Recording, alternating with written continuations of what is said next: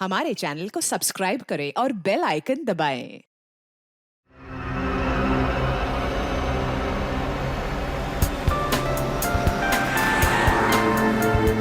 Hello. हाँ, बस आधे घंटे में पहुंच रहा हूँ। आई नो सब मेरा वेट कर रहे हैं। मैं जल्दी से जल्दी आने की कोशिश करता हूँ। ओके, बाय, रखता हूँ।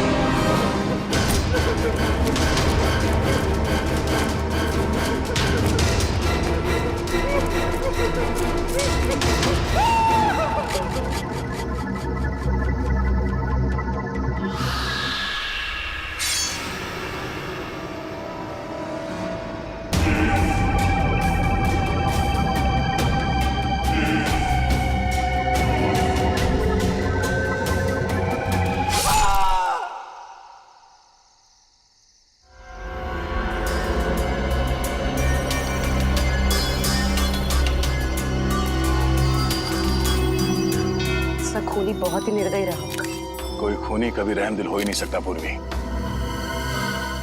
मगर एक खूनी दिमागी तौर पर बीमार लगता है। जान से मार दिया और इसका हाथ भी काट दिया।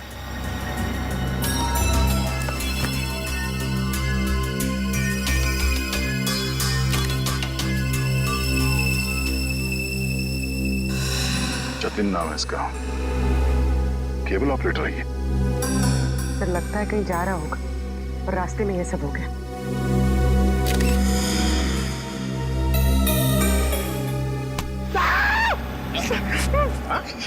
सर, अंधेरी रात में आपने मेरे कंधे पे हाथ रख दिया सर, मेरे को डर लग गया। क्या मिला निखिल?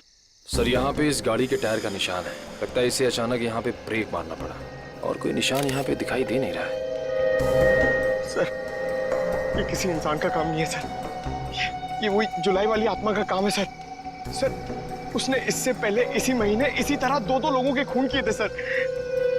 आज 13 जुलाई है और उस दिन 4 जुलाई की अंधेरी रात थी। इसी आत्मा ने जीवन का एक पैर काट डाला और जीवन मर गया। किसी ने खूनी को नहीं देखा।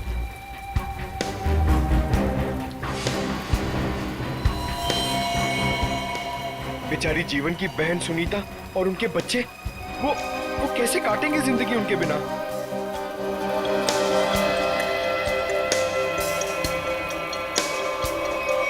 और वो पार्लर वाली औरत, उसकी नाक और उंगली काट ली और किसी ने नहीं देखा उस आत्मा को। वो भी इसी खूनी आत्मा के हाथों मारी गई 5 जुलाई की रात को, इसी तरह। लेकिन किसी ने तो देखा होगा खूनी को। नहीं सर, हमने कुछ नहीं देखा। जब तक हम अंदर आए रीना मर चुकी थी। ये कोई आत्मा का खेल नहीं है, ये किसी खूनी इंसान के बिगड़े हुए दिमाग का खेल है, जो इसे आत्मा का किया साबित करना चाहता है। पूर्वी, इस कार को अच्छी तरह से चेक करो। जितने भी उंगलियों के निशान है सब उठा लो। और तुम सब आसपास देखो कुछ मिलता है क्या।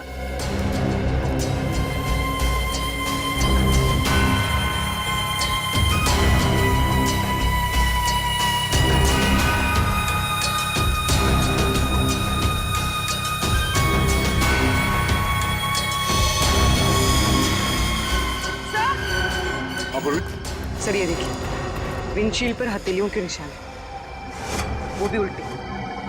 सर लगता है कोई उल्टा लटक के इस पे अटैक करने की कोशिश कर रहा था, तभी ये घबरा गया होगा और इसने अचानक ब्रेक मार दिया। और सर जतिन अपने आप को बचाने की कोशिश कर रहा होगा, इतने में खूनी ने अपना काम कर दिया। हो सकता है।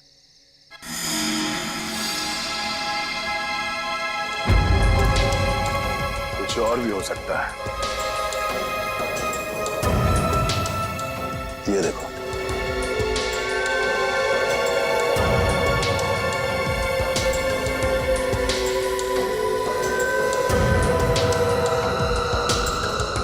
नंगे पांव के निशान जंगल की तरफ जा रहे हैं। विक्रम, लाश को फॉरेंसिक लैब भेजने का इंतजाम करो। तब तक हम जंगल में जाके देखते हैं ये खूनी कहाँ गया है। चलो।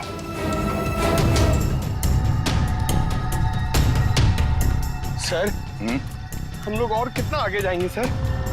जहां तक सुराग नहीं मिल जाते वहां तक। सर अगर यहाँ सुराग हो ही नहीं तो? और अगर सुराग यहीं पे हो तो? हाँ? पूर्वी, तुम इस तरफ देखना।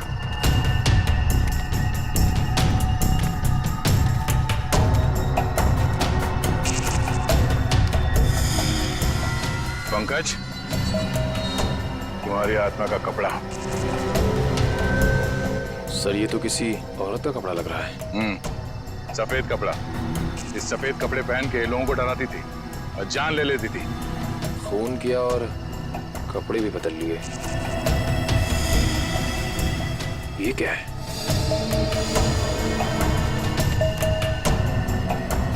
अरे ये क्या, मरा हुआ चूहा? अरे चूहा नहीं है पंकज, विग है। सर शायद उसी खूनी औरत का होगा। सर ये देखिए, लगता है खूनी ने अपने खून भरे हाथ पहुंच कर ये कपड़ा यहां फेंक दिया। गुनहगार कितना भी होशियार क्यों ना हो, कोई ना कोई गलती जरूर करता है। सबूत छुपाने के चक्कर में सबूत ही छोड़ गया। जिस तरह से खून हुए उसे देखकर तो लगता है कि खूनी कोई एक ही है। पहले उसने उन तीनों को चाकू से मारा और फिर उनके शरीर का एक एक हिस्सा काट लिया। इन सबको देखकर लगता है कि उसके मन में बहुत नफरत भरी थी इन तीनों के खिलाफ। पहले उसने जीवन का पैर काटा, फिर रीना की नाक और हाथ की उंगली, और अब ये केबल ऑपरेटर जतिन, उसका तो हाथ ही काट लिया। और सर तीनों को इसी महीने में मारा है, जुलाई में। जरूर इसके पीछे कोई बहुत बड़ा राज है। और सर इन तीनों मरने वालों के बीच में कोई संबंध भी तो नहीं है। ऐसा कैसे हो सकता है काविन? कुछ ना कुछ तो संबंध जरूर है इन तीनों के बीच में। और सर जिस तरीके से खून किया है, खूनी बहुत ताकतवर है। हाँ, और बहरूपिया, खूनी बहरूपिया है। औरत बनकर खून कर रहा है वो, औरत बनकर। याद है ना उस जंगल में हमें औरत के कपड़े मिले और विग भी? काविन ये विग ही हमें उस खूनी तक पहुंचाएगा, ये विग ही पहुंचाएगा हमें। बस पता लगाना पड़ेगा ये विग कहां से खरीदा गया था और किसने खरीदा था। Yes sir. रेडी? यतिन के घर जाके उसके घर वालों से मिलो, उनसे बातचीत करो, पता लगाओ कि और कौन कौन जानता था जतिन के खंडाला ट्रिप के बारे में। हाँ सालुंखे,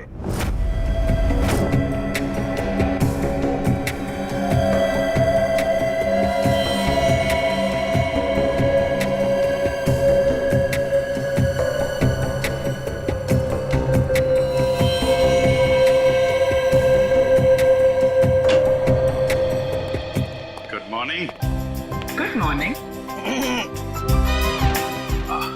आपको भी good morning sir. Good morning. तो ये जतिन की लाश देख के कुछ पता चला घाव के बारे में? हाँ, जतिन का हाथ काटने के लिए जिस तरह का हथियार इस्तेमाल किया गया था, ठीक उसी तरह का हथियार जीवन और रीना के लिए किया गया था।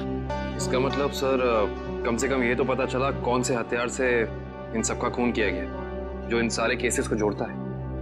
अरे कौन सा हथियार नहीं यार, किस तरीके का हथियार है ये पता चला।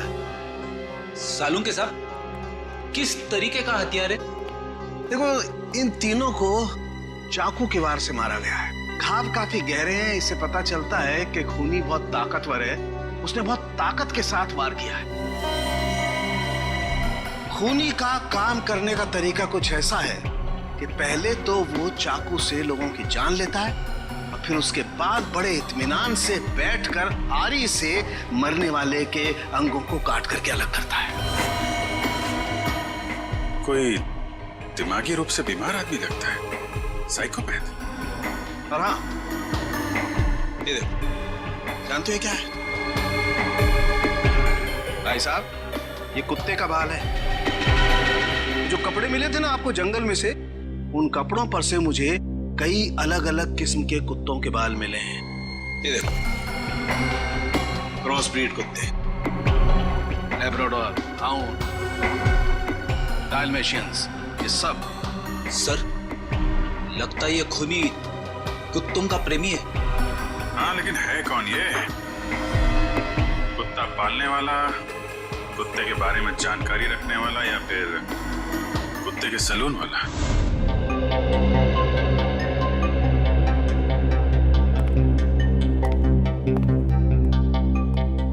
मैं और क्या बताऊं सर, मुझे तो विश्वास ही नहीं हो रहा है कि जितिन भैया को कोई क्यों मारना चाहेगा। वो एक सीधे साधे आदमी थे। अपने केबल नेटवर्क के बिजनेस के अलावा उनको फुर्सत ही नहीं थी कि वो किसी और विषय में सोचे। अच्छा, आपके अलावा और कौन जानता था कि जतिन खंडाला जाने वाले? खंडाला जाने के प्लान के बारे में तो उन्होंने मुझे अचानक ही बताया था, और मुझे नहीं लगता कि किसी और को भी उन्होंने इस बारे में बताया होगा। फोन पे किसी से बातचीत कर रहे हो, कुछ सुना हो? नहीं नहीं, फोन पे नहीं। हाँ श्रेया? सर इधर। क्या मिला?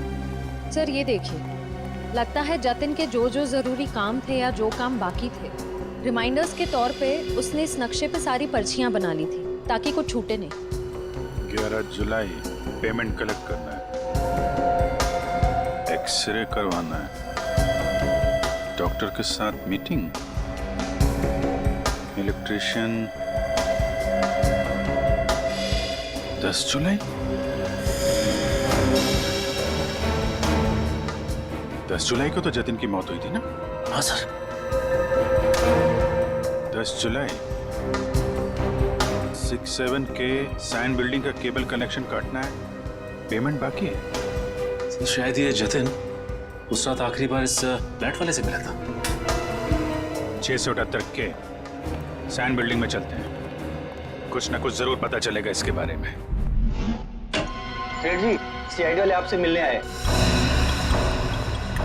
कही क्या बात है? ये विग आपके यहाँ बनवाई गई थी?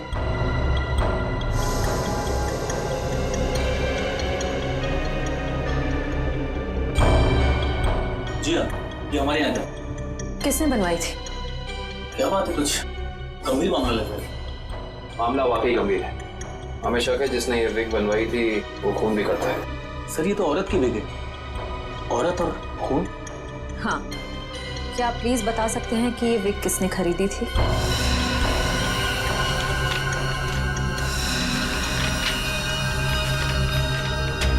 ही? क्या हुआ? सर ये खूनी नहीं हो सकती सर।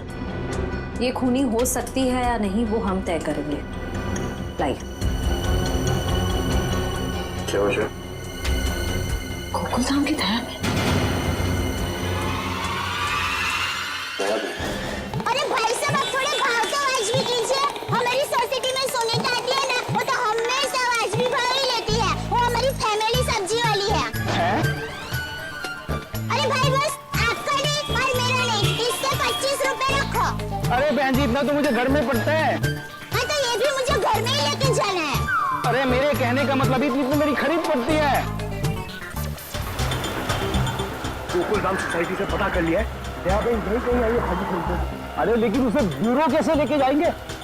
विक के बारे में बता के सर, विक के बारे में। अरे नहीं, गुस्सा हो जाएगी। एक काम करते हैं, ये उसे ना वो गरबा वरबा की बातें बता कर ना उसे मना लेते हैं। वैसे भी हम दोनों को वो भाई मानती है ना। हाँ, ले जाओ, सब ले जाओ, सब ले जाओ, सब फ्री में लेके जाओ। अरे नहीं भाई, मेरी माँ हमेशा कहती है जब भी किसी को कोई भी चीज दो ना, एकदम दिल से देनी चाहिए ताकि सामने वाले को संतुष्टि हो। और टप्पू के पापा भी ये बात मानते हैं। अरे बहन जी, मैं मानता हूँ कि ग्राहक भगवान होता है, उसकी इज्जत करनी चाहिए, लेकिन मैं ये सब्जी को फ्री में नहीं दे सकता, मैं लुट जाऊंगा। अच्छा चलो भाई, बस ठीक है, आप जितने कहते हो ना इतने पैसे दूंगी, बस बस। धन्यवाद बहन जी, धन्यवाद। पर सुनिए, मुझे वो धनिया और मिर्ची मुफ्त में चाहिए। चलो ठीक है, देता मैं। लीजिए बहन जी, ये लीजिए। पैसे आ गए, आप तो कमाल करते हैं भाई। हाँ, थोड़ा और दीजिए। हाँ, मिर्ची दी ना। अरे फ्रेंडी भाई, पंकज भाई, हाय, कैसे हैं? हम ठीक है, आप कैसे रह रहे हैं? मैं एकदम मजे में। आप लोग यहाँ सब्जी खरीदने आए हैं? हाँ, सब्जी। भाजी भाजी। अरे हाँ, ये तो डेली भाजी खरीदते हैं हर रोज। वैसे इनको देख के लगता ही है कि ये भाभी जी को बहुत मदद करते होंगे। एकदम पत्नी औरत है। अरे यामिन, ये तो कुछ भी नहीं है। ये है ना, ये तो डेली कपड़े भी धोते हैं। पंकज मुंह बंद कर, नहीं तो मैं तुझे धोऊंगा। वीक वीक वीक वीक वीक वीक। अरे ये तो कमाल का सुना। आप वीक पहन के कपड़े धोते हैं।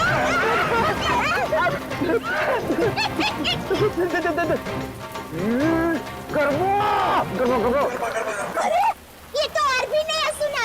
आप वीक पहन के गरबा करते करते कपड़े धोते हैं। मैं हर काम ना गरबा खेलते खेलते करता हूँ। ये देखो। अरे फ्रेंडी भाई, अभी थोड़े दिन पहले तो आपको सिखाया था। आप कुछ ठीक तरह से नहीं आ रहा है। अरे यामिन, लगता है ये भूल गए। इन्हें जरा गरबा करना सिखाओ ना। अभी यहाँ अर्जेंट है। अर्जेंट है। हाँ ठीक है, सीढ़ी भाइयों का काम नहीं रुकना चाहिए। देखिए, हम लोग यहाँ रास्ते में गरबा करेंगे ना तो एक्सीडेंट हो जाएगा। गरबा करने के लिए थोड़ी जगह होनी बहुत जरूरी है।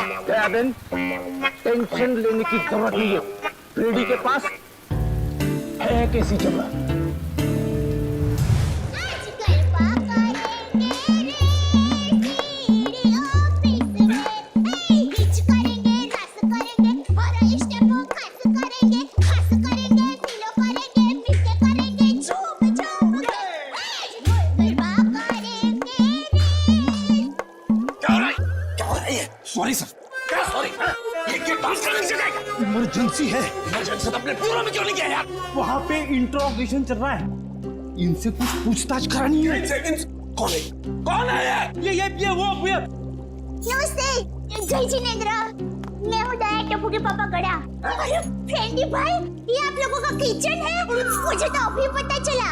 और ये जामुनी रंग है, मतलब ये दराक। हाँ, ये अनार का जूस है। और ये पीला मतलब ये मौसमी का जूस है। पर आप जूस को गर्म क्यों कर रहे हैं? सूप बना रहे हैं?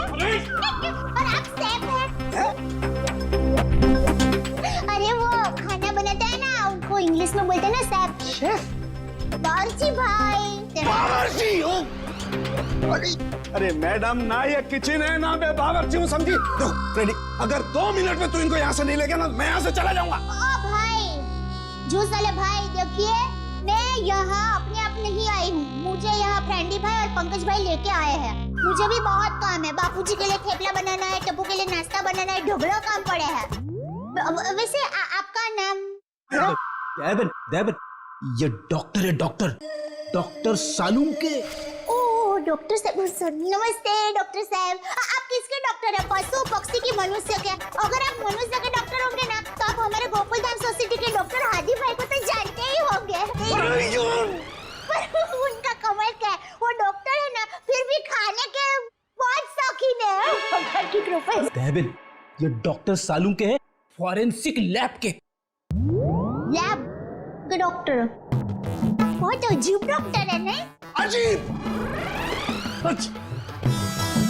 हाँ, मैं अजीब हूँ। मैं बोलो, कर लो क्या करना, मैं अजीब हूँ। ये अजीब है और कान के गरीब है।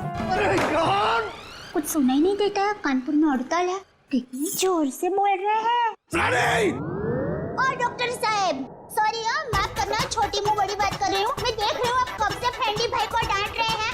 आपको कोई बोलने वाला नहीं है, इसलिए अगर आप ज्यादा डांटेंगे ना तो मैं पमरुदन साहब है ना, उनको बोल दूंगी। किसको बोल देगी?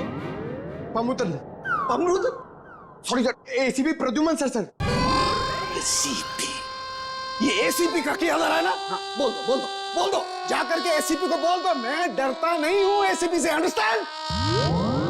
ओहो, राम राज्य प्रजा सुखी।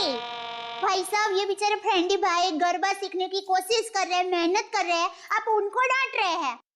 और ये भाई है यहाँ पर आराम कर रहे हैं, आप इनको कुछ नहीं कह रहे हैं। और ये बेचारे फ्रेंडी भाई को डांट रहे हैं। बहन, हमें ऑर्डर नहीं है।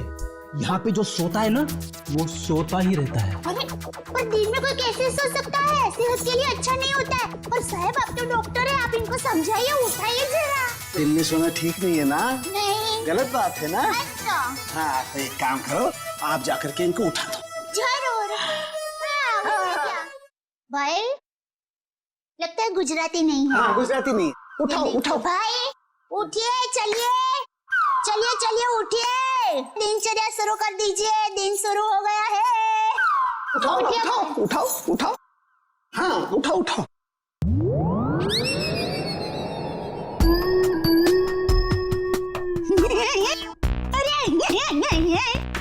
ये भाई आंखें खुली रख के सो गए हैं।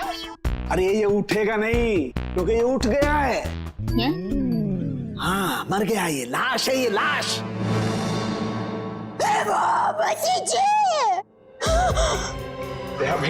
रहने दो, ये तो संसार का नियम है। जो एक बार आया है उसे जाना भी है। देखो यार, इन्हें भी जाना है, इन्हें भी ले जा यार, तू ले जा इन्हें, ले जा।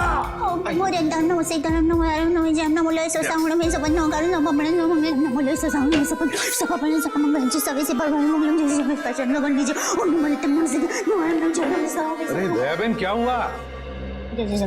भगवान की सरुण के ने कुछ नहीं,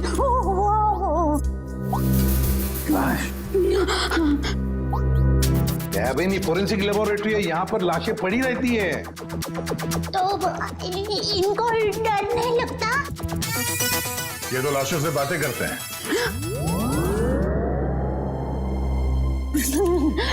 दरअसल हमने आपको यहाँ ये विग दिखाने के लिए बुलाया। ये तो बबीता जी की विग है। बबीता जी? हाँ, हमारे गोकुलधाम सोसाइटी में रहते हैं, हमारे पड़ोसी है। अय्यर भाई उनके पति का नाम है। वो दरअसल हमारे में पति का नाम नहीं बोल सकते, लेकिन दूसरे के पति का नाम बोल सकते हैं, उसमें कोई प्रॉब्लम नहीं है। फिर वो बबीता जी ने विग मंगाई थी, भाई की विग मंगाई थी, पर गलती से बहन की विग आ गई थी, तो वो वापस करने के लिए गए थे। लेकिन आपके पास ये विग कैसे आई? हम बबीता जी से पूछ लेंगे। हाँ, आइए, घबराइए मत, आइए। पर मुझे यहाँ पे क्यों बुलाया गया है? आप आइए तो सही। सर, क्या हुआ है? अब आपको कैसे बताएं क्या बात है?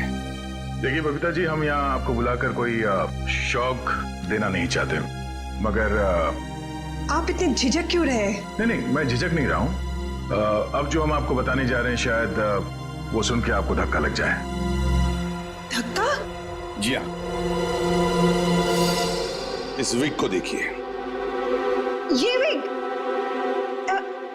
विग यहाँ पे कैसे आ गया? आप पहचानते हैं इस विग को? इस विग ने तो मुसीबत कर रखी है। कैसी मुसीबत? बनवाया था आदमी के लिए, बन गया औरत का। किसके लिए बनवाया था ये विग? वो एक्चुअली मेरी एक फ्रेंड है, उनके हस्बैंड को बाल कम है और उन्हें काफी शर्म आ रही थी एक विग वाले के पास जाने को, तो उन्होंने आपसे कहा? जी हाँ, और फिर मेरी दया भाभी को कहा। अब ये दया भाभी कहाँ आ गई इस विग की स्टोरी में? नहीं, वो एक्चुअली दया भाभी को काफी कुछ मालूम होता है ना, इसके लिए। अच्छा, फिर क्या हुआ? और फिर दया भाभी ने जेठा जी को कहा, और फिर जेठा जी ने पिताजी को कहा, पिताजी ने नेताजी को कहा, नेताजी ने बेटे जी को कहा। अरे बबीता जी प्लीज, कहीं तो ये खत्म होगा क्या नहीं, बताइए ना आगे क्या हुआ? नहीं सर, ऐसी कोई बात नहीं है। जेठा जी ने सिर्फ कहा कि वो मेरी मदद करेंगे, क्योंकि उन्हें पता था ना कि विग कहाँ से बनाया गया है, इसलिए। आगे क्या हुआ? फिर ये विग बदलना था और असली विग लेना था, तो जेठा जी ने कहा कि मैं भी आपके साथ आता हूँ। उन्होंने आपकी मदद की? हाँ? और उस दुकान वाले की गलती की वजह से जेठा जी ने जो हंगामा किया, पूरी दुकान सर पे उठा लिया उन्होंने। आइए बबीता जी, आइए आइए, कहिए क्या सेवा कर सकता हूँ आपकी?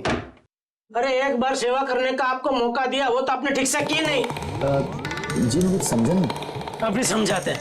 लाइए बबीता जी, दीजिए जरा। एक सेकंड, किधर से खोता है ये? मिल्क मिल्क, थैंक यू ये लीजिए। ये किधर क्या है? ये क्या है? ये विग है सर। अरे विग है वो तो बराबर है, लेकिन लेडीज विग है, देखो जरा ध्यान से। हाँ सर, ये लेडीज विग है। तो ये लेडीज विग क्यों है? क्योंकि सर ये लेडीज विग है। अरे एक मिनट जेठा जी, एक मिनट। देखिए भाई साहब, हमने एक जेंट्स विग का ऑर्डर दिया था और ये गलती से लेडीज विग आ गया है। सो आप कुछ इसका। वाह वाह बबीता जी, अब कितनी अच्छी हैं आप, इतनी अच्छी क्यों हैं? इनकी वजह से आपको इतनी तकलीफ हुई, फिर भी आप इनके साथ कितनी नम्रता से बात कर रहे हैं। लेकिन हमारे देश में नम्रता काम नहीं करती, लातों के भूत बातों से नहीं मानते। देखिए देखिए भाई साहब, ये लात बात मत मारिए। अरे लात क्या, तुमको तो हवालात मारने की जरूरत, मेरा मतलब है हवालात में डालने की जरूरत है। पता है आपकी वजह से इनको कितनी तकलीफ हुई। अरे भाई साहब क्या हुआ, कैसी तकलीफ बताइए तो। अच्छा बताते। इन्होंने अपनी एक दोस्त के पति के लिए जेंट्स विग का ऑर्डर आपको दिया था, लेकिन आप लोगों ने पता नहीं क्यों जेंट्स विग के बदले लेडीज विग बना के भेज दी। और इनके दोस्त के पति भी बेचारे जल्दी जल्दी में ये लेडीज विग पहन के अपनी ही दी हुई पार्टी में पहुंच गए शानो शौकत से, और पूरी पार्टी में सब लोग उनको देख के हंसा हंस करने लगे। जेठा जी हो गई एहसास हो गई। सब लोग कहने लगे अरे वाह वाह वाह, पहली बार हमने दाढ़ी मूंछ वाली लड़की देखी भाई साहब। आपकी वजह से ये तकलीफ हुई उनको, और उनकी वजह से इनको तकलीफ हुई, और इनकी वजह से मुझे तकलीफ हुई। सॉरी भाई साहब, गलती हो जाती कभी कभी इंसान से। सॉरी भाई साहब, हो जाती है गलती कभी कभी, बस इतना बोल दिया, बात खत्म है? बात खत्म, बस हो गई गलती। ये नहीं चलेगा, नहीं चलेगा ये। देखिए भाई साहब, आप जरा आवाज नीचे करके बात करिए प्लीज। नहीं होगी मेरी आवाज नीचे, नहीं होगी। जेठा जी one second, just relax and calm down, okay? Just a second. Okay भैया, इट्स ओके, इट हैपेंस। आप अभी एक काम कर दीजिए, ये विग हमें बदल के दे दीजिए प्लीज। हाँ विग तो बदल के दीजिए और पैसे भी वापस दीजिए, फ्री में दीजिए विग। देखिए पैसे के लिए आपको सेठ से बात करनी पड़ेगी। क्यों क्यों सेठ जैसा क्यों बात करनी पड़ेगी? गलती करो तुम और भुगते सेठ जी, सेठ लोग क्यों भुगते? पैसा तुमको ही देने पड़ेंगे, दो पैसे दो। देखिए भाई साहब, बहुत हो गया आपका। हाँ, अब ना आपको पैसा मिलेगा और ना विग मिलेगा, जाइए यहाँ से और जो करना है कर लीजिए। तो छिलने पटली में से क्यों? तो वन सेकेंड भैया प्लीज। नहीं नहीं बबीता जी नहीं, इनके सामने गिड़गिड़ाने की कोई जरूरत नहीं है। पूरे मुंबई में क्या इनकी एक की विग की दुकान थोड़ी है, हजारों लाखों विग की दुकान है, हम वहां से ले लेंगे। कहीं ना कहीं से तो हमें विग मिल ही जाएगी बबीता जी, और अगर नहीं मिलेगी बबीता जी तो मैं अपने बाल काट के उसकी विग बना के आपके चरणों में अर्पण कर दूंगा। जीजा जी इट्स ओके, ओके। यहाँ से अभी विग तो क्या, विग क्या बाल भी नहीं लेंगे। चलिए आइए बबीता जी आइए। अरे आइए बबीता जी आइए, बढ़िया मैं बढ़िया एक 5 स्टार विग की दुकान में लेकर जाता हूँ। ये कोई विग की दुकान है? जेठा भाई ने विग वाले के नाक में दम कर दिया। नहीं सर, पर हाँ नाक में दम करने की कोशिश की। मतलब नाक में दम नहीं हुआ? नहीं सर, पर सर उन दोनों के बीच में बहुत बहुत ज्यादा बहस हुई, पर जेठा जी भी हार मानने वाले में से तो है नहीं। बबीता जी प्लीज प्लीज एक मिनट, अरे कहीं पर तो आपके इस महाभारत की समाप्ति होगी। हाँ सर, उस दुकान वाले ने फिर बहुत रूडली जेठा जी को कहा कि अगर आपको इतनी जल्दी है तो आप खुद जाके विग बदल लो।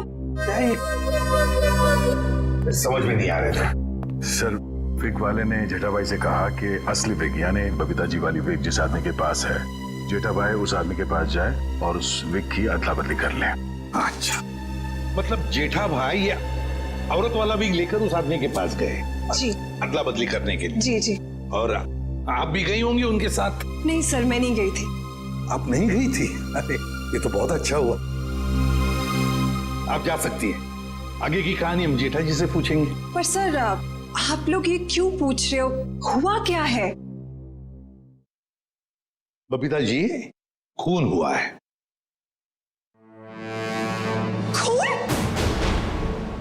जरा स्पर्शी पे देखिए, ये आपके लिए तो नहीं लिखा कहीं?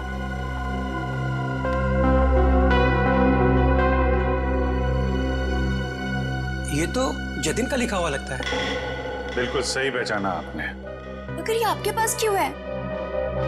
एक्चुअली जतिन का खून हो गया है। खून? खून? ये आप क्या बात कर रहे हैं सर? वो भी कल ही तो हमारे घर पे आए थे।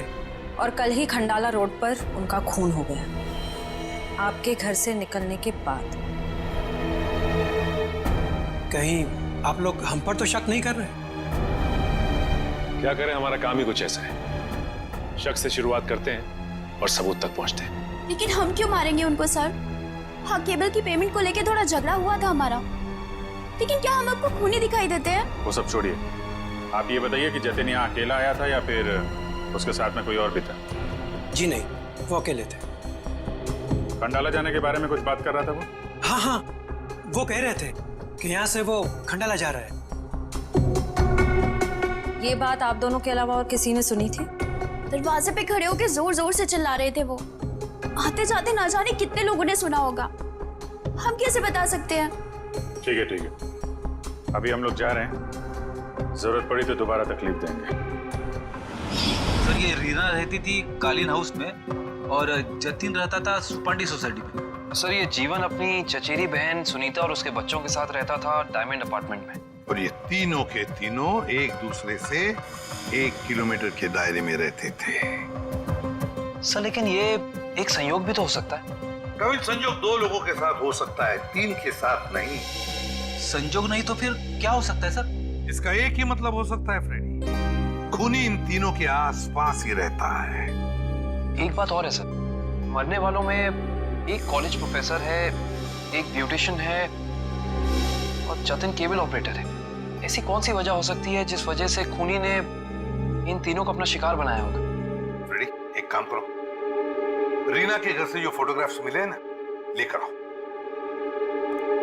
कविन देखो, खूनी ने जीवन और जतिन इन दोनों के शरीर का सिर्फ एक ही हिस्सा काटा है, सिर्फ एक। मगर रीना की नाक भी काटी और उंगली भी काटी। क्यों सर? हाँ, ये देखो रीना की उंगली पर ये अंगूठी। सर, लगता है ये अंगूठी काफी महंगी है। और इसीलिए रीना की उंगली काटी गई फ्रेडी, इस महंगी अंगूठी के लिए। सर, अभी तक तो खूनी के बारे में पता नहीं चला है, अंगूठी कहां से ढूंढेंगे? फ्रेडी, ज्वेलरी शॉप में से। खूनी ये अंगूठी अपने पास तो नहीं रखेगा, किसी न किसी ज्वेलरी शॉप में जाएगा ही ये अंगूठी बेचने के लिए।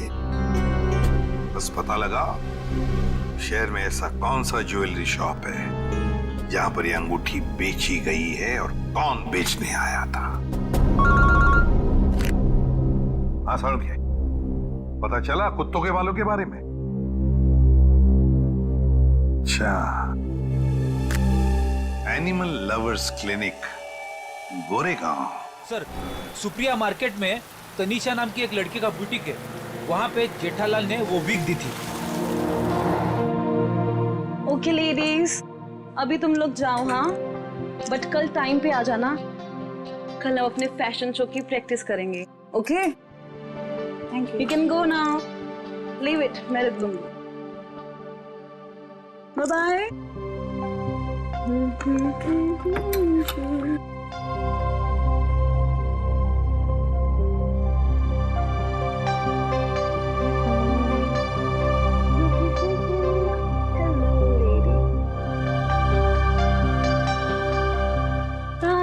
Bye bye.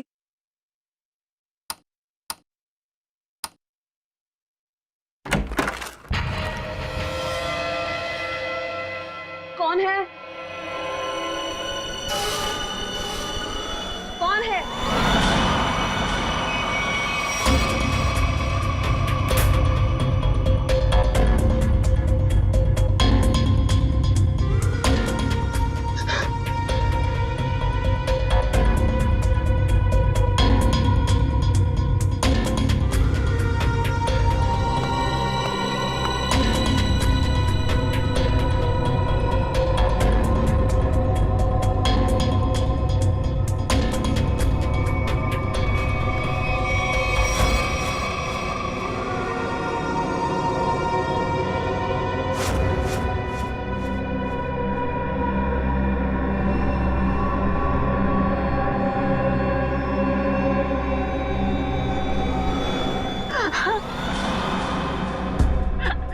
प्लीज मुझे छोड़ दो।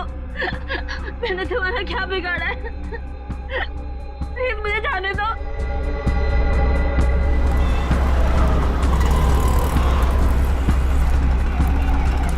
सर, वो रहा तनीषा का बुटीक।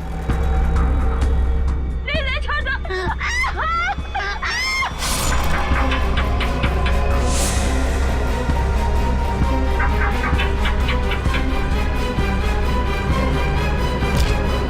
तनीषा, तनीषा,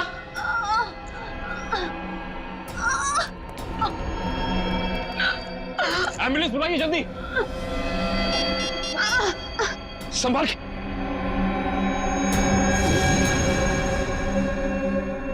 तो रीना की दोस्त है।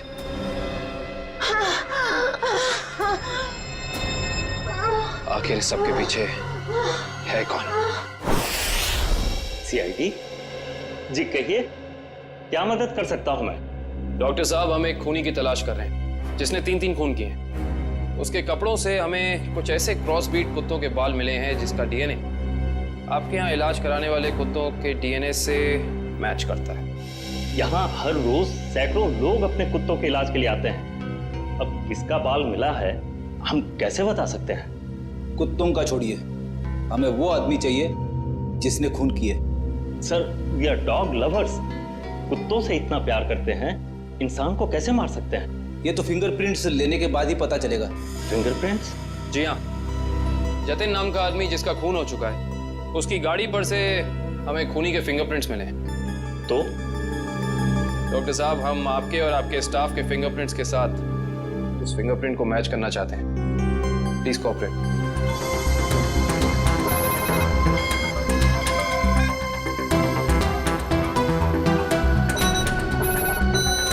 आप आइए।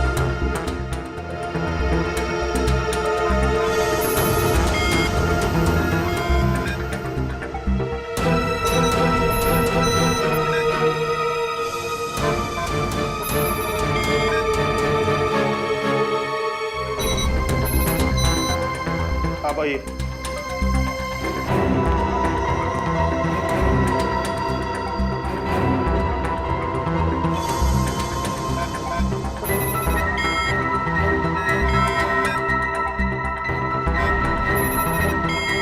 सर, इनका भी फिंगरप्रिंट मैच नहीं हुआ।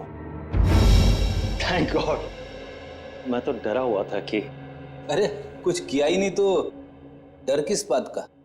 डॉक्टर साहब, हमें आपकी एक और मदद चाहिए। जी। हमें आपके उन सारे क्लाइंट्स के नाम और पते चाहिए जो अपने क्रॉस ब्रीड कुत्तों को यहाँ आपकी क्लिनिक में इलाज कराने के लिए लाते हैं। श्योर।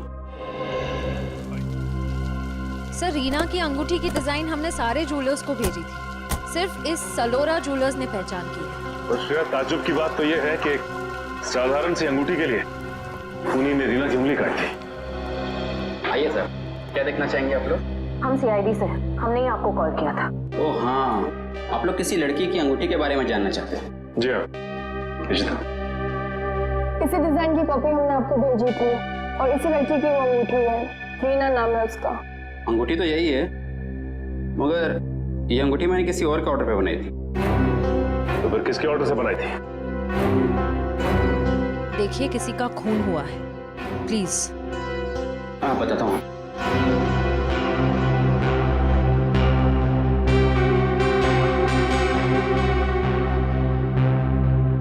ये देखिए। तो ये बात है, अब तक सीआईडी के सामने नाटक चल रहा था, तो अब तुम देखो सीआईडी का तमाशा।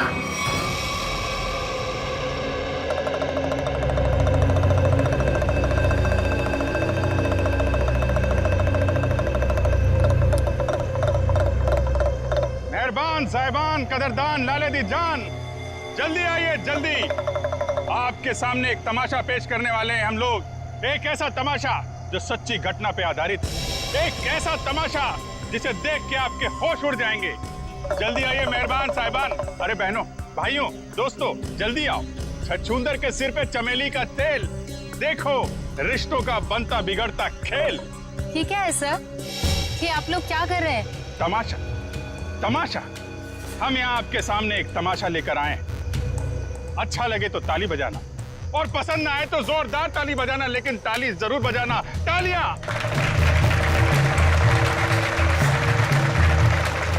ये कहानी है एक लड़के और एक लड़की की। लड़का लड़की से बेहद प्यार करता था। ए लड़की,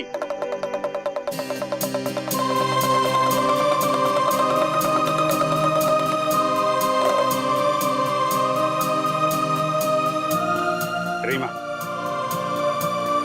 मैं तुमसे बहुत प्यार करता हूं। मैं तुम्हारे बिना एक पल भी नहीं जी सकता।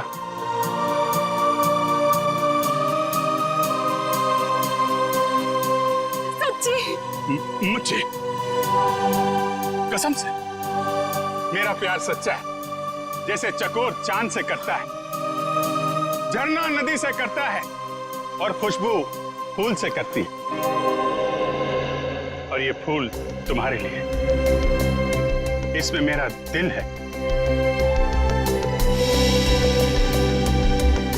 क्या तुम मुझसे शादी करोगी?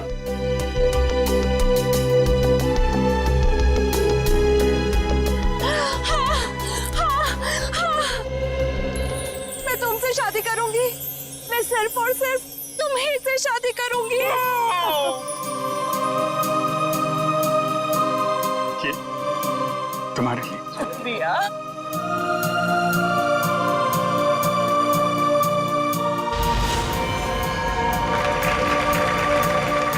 लेकिन मेहरबान कदरदान साहिबान लाले दी जान, जिस लड़के की शादी होने वाली थी उसकी एक बहन भी थी। बहन, शुरू हो जाओ।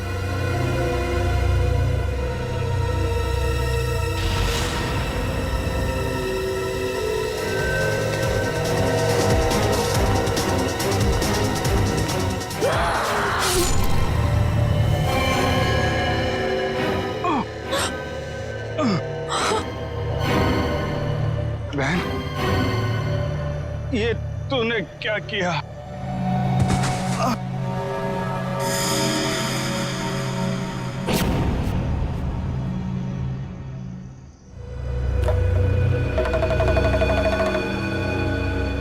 मेहरबान साहिबान कदरदान, भाई को मारने के बाद भी बहन रुकी नहीं, उसने उसकी मंगेतर का भी खून कर दिया।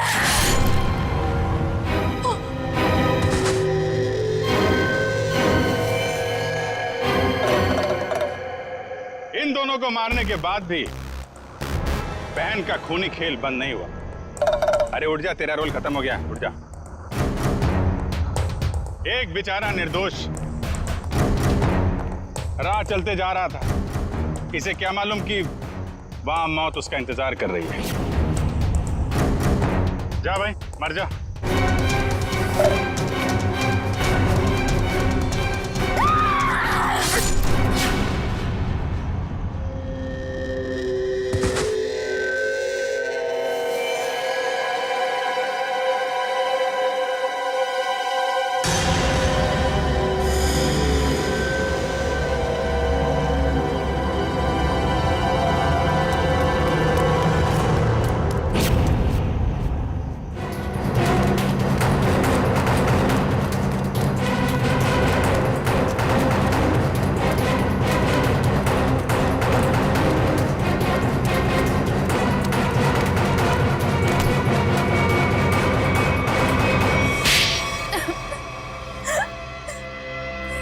बताती हूँ, सब सच बताती हूँ। मैंने अपने चचेरे भाई और उसकी मंगेतर रीना का खून कर दिया, क्योंकि वो दोनों मुझे अपने घर से निकाल देना चाहते थे। मैंने जो कुछ भी किया अपने बच्चों के लिए किया। रीना मुझसे कई बार कह चुकी थी कि जब उसकी शादी जीवन से हो जाएगी तो मुझे जीवन का घर छोड़ना पड़ेगा। अपने बच्चों को लेकर कहाँ जाती? मैं एक तलाकशुदा औरत हूँ और ज्यादा पढ़ी लिखी भी नहीं हूँ, इसलिए मैंने सोचा कि तुम दोनों को अपने रास्ते से हटा देती हूँ, और मैंने वही किया। लेकिन मुझे लगा कि लोगों को मुझ पर शक ना हो जाए, इसलिए इसको सीरियल किलिंग का रूप देने के लिए मैंने जतिन का भी खून कर दिया।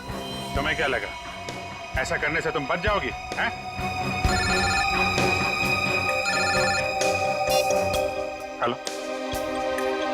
Yes sir.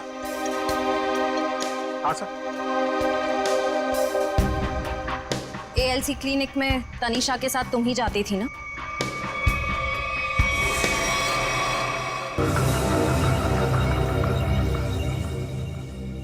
मुझे बचा लो प्लीज, मुझे बचा लो प्लीज। तुम यहाँ क्या कर रही हो? मैंने तुम्हें कितनी बार कहा है कि मेरा और तुम्हारा अब कोई लेना देना नहीं है। मैं बहुत खतरे में हूँ, मेरे पीछे सीआईडी लगी हुई है, प्लीज मुझे बचा लो। क्या सीआईडी? मैं तुम्हारे हाथ जोड़ती हूँ, प्लीज मुझे बचा लो, मैं बहुत मुसीबत में हूँ। मेरे बच्चे को और मुझे शहर से दूर भेज दो, प्लीज मुझे बचा लो प्लीज। खून करने में मैं तुम्हारी मदद कर दी, लेकिन सीआईडी से बचना नामुमकिन है। बिल्कुल सही कहा भुवन तुमने, हमें पहले से पता था ये काम इस अकेली लड़की का नहीं है, इसमें कोई और भी शामिल है, इसीलिए हमने उसे वहां निकलने दिया। मुझे छोड़ दो सर, मुझे छोड़ दो, मुझे माफ कर दो। सीआईडी से आज तक कोई भी मुजरिम नहीं छूटा।